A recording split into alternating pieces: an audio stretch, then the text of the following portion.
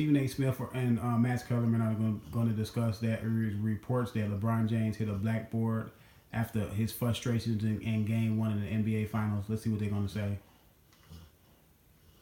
James supposedly played with a broken hand after Game 1 because he punched a whiteboard. Stephen A. Smith, how do you view LeBron after this incident?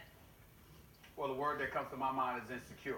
That's the word that comes to my My thing is this: LeBron James was incredibly frustrated after Game 1. He played a tremendous game. He had the Warriors, on the ropes. He passed the ball to George Hill. George Hill missed a free throw, culminating in J.R. Smith making a bonehead play that he did not know that the game was tied. He thought they were up.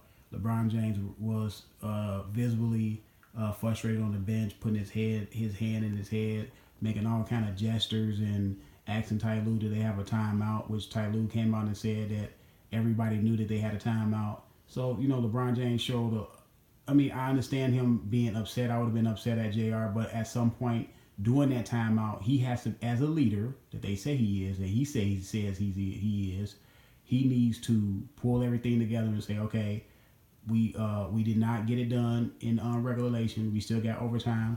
Let's pull back together and let's go in here and try to win in this overtime. No, he was mentally checked out. He checked himself out mentally, and I think he checked himself out mentally for the whole series.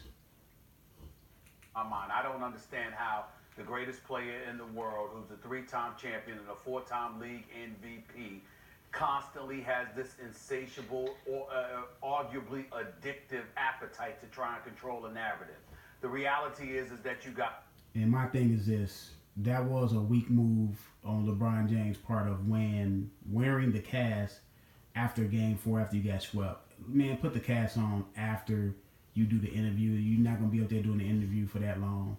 Do the interview, put the cast on, and maybe a week or so later come out and say, yeah, you broke your hand. When people see your hand in the cast, you broke your hand hitting the chalkboard because you was frustrated at the Game 1 of the NBA Finals.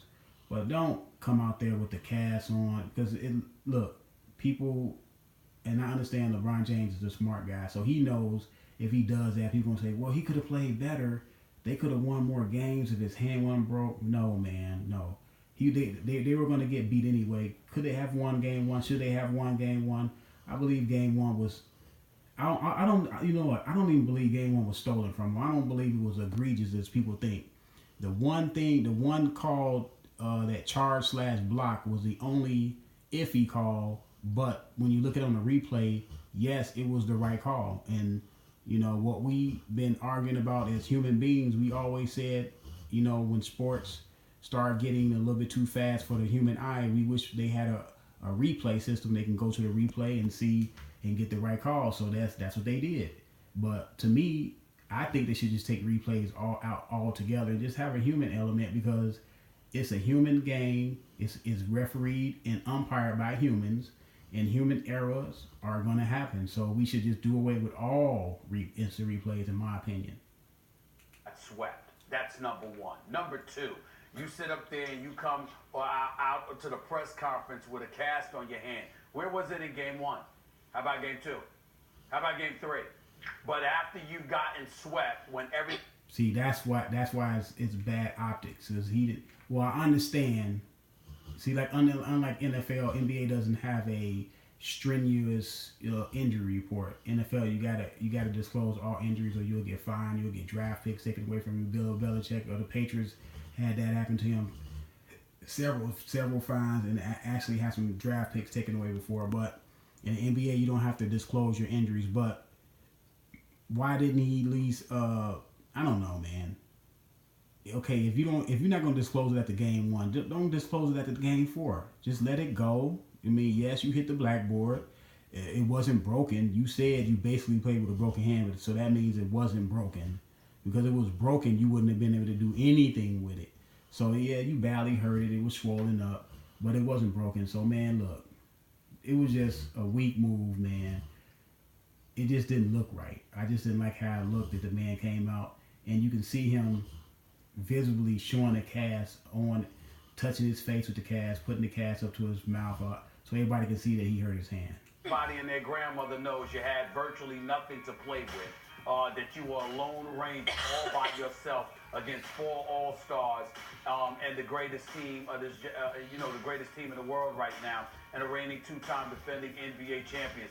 Now you pick that to come out with is as weak as it gets as far as I'm concerned. You know what? If I were in a better mood and I was in studio, what have you, I would have walked in there with a cast this morning, y'all. I would have walked in there with a cast in my hand. Stephen A., he said that he didn't wear it because he didn't want to give the Warriors a competitive advantage. Oh, stop.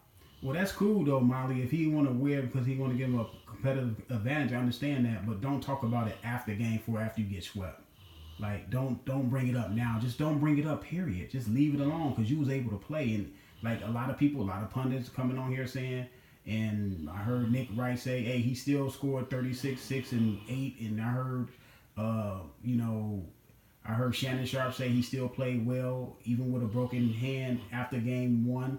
And we all seen the numbers, 3 at game 2, 3, and 4. So don't bring it up. It's a moot point. You're not buying it?